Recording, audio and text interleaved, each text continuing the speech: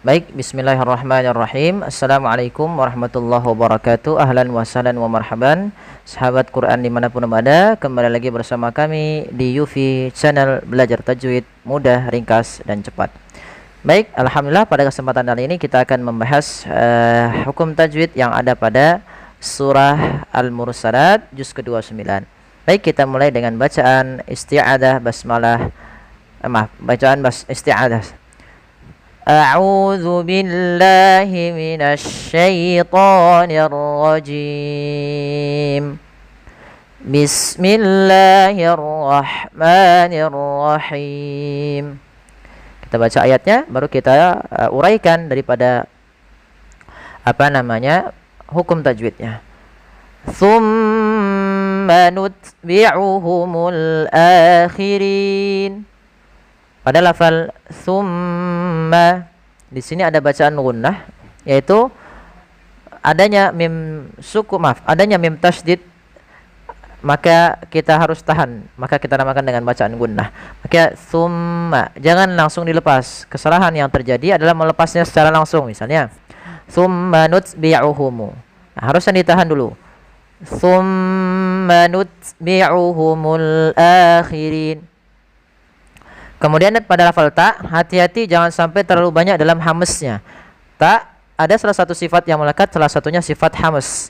Hames itu jaroyanun nafas, mengalirnya nafas, tapi jangan sampai banyak-banyak. Misalkan thumma nutsbi'uhumul, terdengar suara huruf sin, jadi dia sofir.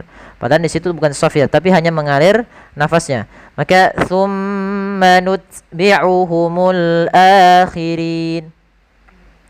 Kemudian pada lafal al-akhirin ada alif lam qamariyah, yaitu alif lam yang kita tuliskan dan kita bacakan, dan alif lam ini masuk kepada isim-isim, kata isim di dalam bahasa Arabnya. Al-akhir itu masuk lafal isim, sedangkan nutbi'uhum itu kata kerja atau fi'il.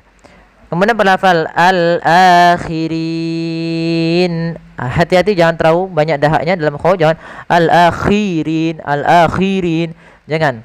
Tapi cukup dia tidak terlalu kasar dalam melafalkan huruf kha-nya. Al-akhirin, al-akhirin. Dia sifat rikhwanya mengalir. Kemudian melafal rin, di sini ro-nya tipis karena dia harokat kasrah.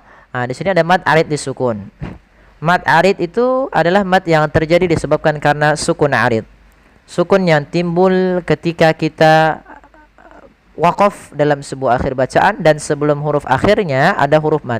Contoh di sini al-akhirina, huruf akhirnya adalah nun, sebelumnya ada huruf mad. Ri awalnya 2 harokat, kemudian nunnya karena kita waqaf kita matikan, maka kita makan dengan sukun arid. Maka al-akhirin. Maka ini kita hukumi dengan bacaan mad arid disukun. Panjangnya berapa untuk mad arid disukun? Yaitu kita panjangkan 2 harokat, atau boleh kita 4 harokat ataupun 6 harokat. Maka kita coba ulang. Thumma nutbi'uhumul akhirin. Kemudian ayat selanjutnya. Kadzalika naf'alu bil mujrimin. Kadzalika naf'alu bil mujrimin. Melafal za. Hati-hati dalam melafalkannya, jangan dibaca kaza, jangan dibaca kadzalika naf'alu. Ini salah ya teman-teman. Harusnya kita keluarkan hurufnya sesuai daripada makhrajnya. Makhraj huruf dzal adalah ujung lidah kita menempel dengan 2 gigi seri atas kita. Za. Maka sifat huruf za itu ada sifat yang namanya sifat rikhwah, yaitu dia mengalirnya suara. Ketika misalnya az, tapi tidak tidak mengalir nafas, tidak tidak. Tapi dia mengalirnya suara saja. Kadzalika naf'alu bil mujrimin. Naf'alu fa ya teman-teman, itu ada sifat hamesnya. Hames itu adalah aliran nafas yang kita keluarkan, ada anginnya. Af, jangan dibaca dengan p. Misalkan naf'alu, kadzalika naf'alu bil mujrimin. Nah, ini kurang tepat ya teman-teman, atau salah gitu ya. Harusnya mengalir ya. Naf'alu bil mujrimin. Kemudian lafal bil mujrimin, alif lam kembali sudah kita bahas, yaitu alif lam qamariyah. Kemudian bil mujrimin ada huruf jim. Di sini jim termasuk bacaan qalqalah. Qalqalah artinya ittirab, memantul.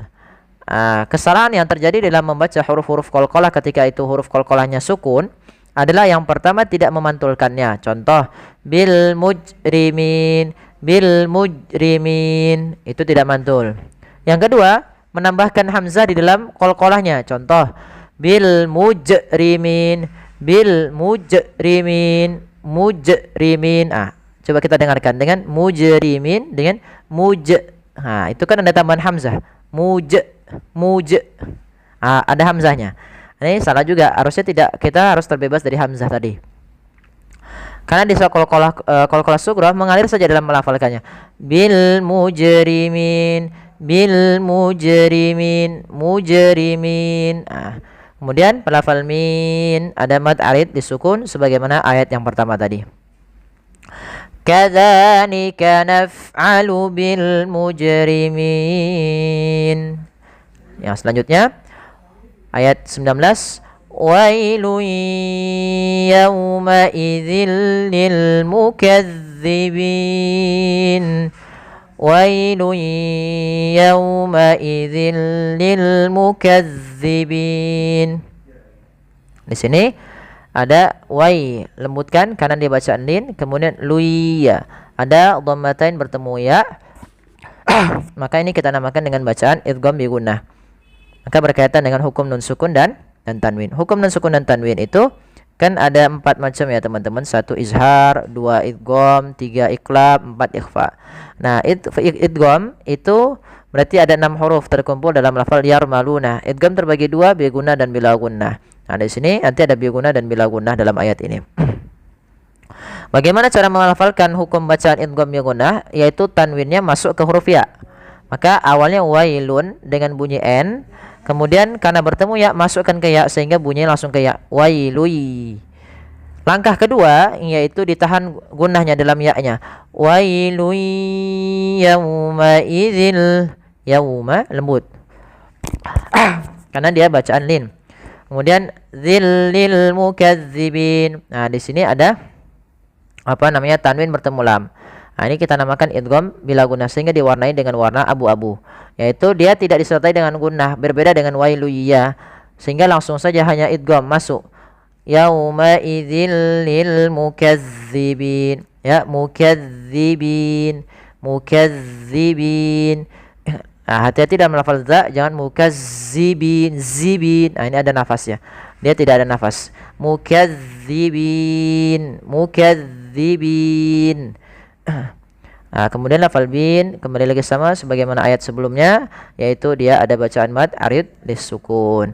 Kita ulangi, wailun yawma idzil lil mukazzibin. Alhamdulillah kita telah menyelesaikan hukum tajwid kita, pembahasan pada kesempatan kali ini. Semoga yang sedikit ini dapat bermanfaat bagi teman-teman sekalian. Kurang lebihnya mohon maaf. Jazakumullahu khairan. Wassalamualaikum warahmatullahi wabarakatuh.